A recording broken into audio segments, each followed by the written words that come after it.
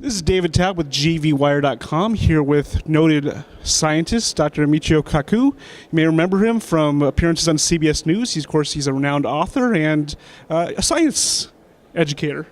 So, Dr. Kaku, what exactly is a theoretical physicist? Well, we're the ones who basically invent most of the 20th century.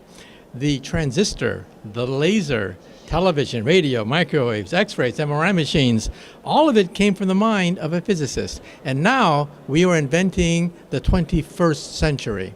Imagine the internet in your contact lens, so that when you blink, you are online. Imagine the internet being replaced by BrainNet, so you think and sensations, feelings, emotions are sent on the internet. Imagine being able to photograph a dream. Did you know that we can do all of the above? Physics allows us to peer into the living brain, to extract pictures, emotions, and feelings, and upload memories. This is right out of Harry Potter, but we physicists do this in the laboratory. Now, I'm sure if you notice in Fresno today, gray skies, and they're not just clouds necessarily. Why do you think, from a scientific standpoint, Fresno has such problems with air quality? Well, I'm not sure about the air quality here, so I really can't say. But let me do say that we physicists are worried about the weather in general, because the Earth is heating up. We can debate how much of it is caused by human activity, but we know from satellite data that this year will go down as the hottest year ever recorded in the history of science. And the last decade will go down as the hottest decade ever recorded in the history of science. And what are the long-term consequences of that? Well, it's something that we have to worry about. You have to worry about three things. First of all, climate change.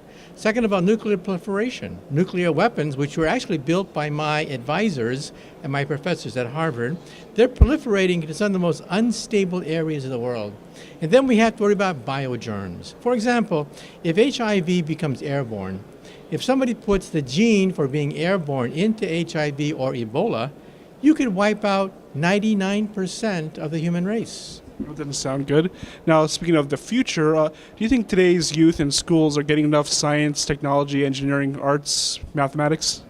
I think our universities do a great job of teaching our students to live in the world of 1950. The only problem is we don't live in 1950 anymore. But look at the science curriculum. The science curriculum could have come right out of the Eisenhower era.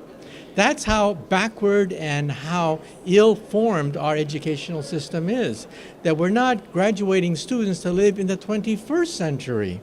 For example, I teach sometimes physics for medical students. We teach them about tuning forks and levers and pulleys, but we don't talk about MRI machines, CAT scans, radio medicine, all the things that doctors will be using in the laboratory. We don't teach it.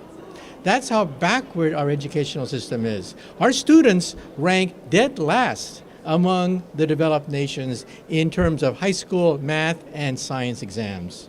So how do we solve that? Well, I think it's going to take a revolution because we realize that science is the engine of prosperity. Where does wealth come from anyway? It doesn't come from taxes. Taxes simply rearranges wealth. Wealth comes from science and technology, from the steam engine, to the electric age, to the nuclear age, to the internet age. All of it came from the mind of a physicist. And so we have to encourage physics and science to be taught because that's where wealth comes from, not taxes.